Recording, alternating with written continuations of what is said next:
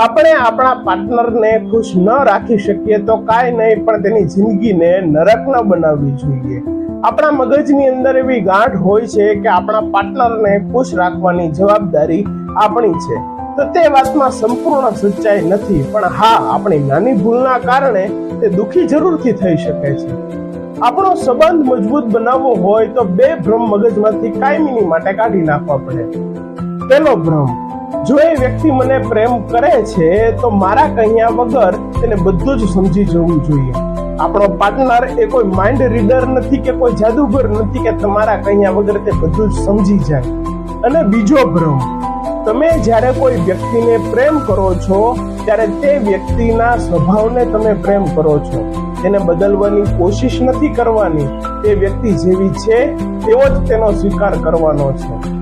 તે વ્યક્તિને વધારે ખુશ ન રાખી શકો તો કાંઈ નહીં, પણ તેને દુઃખી ન થાય તેનું ખાસ ધ્યાન રાખવાનું છે.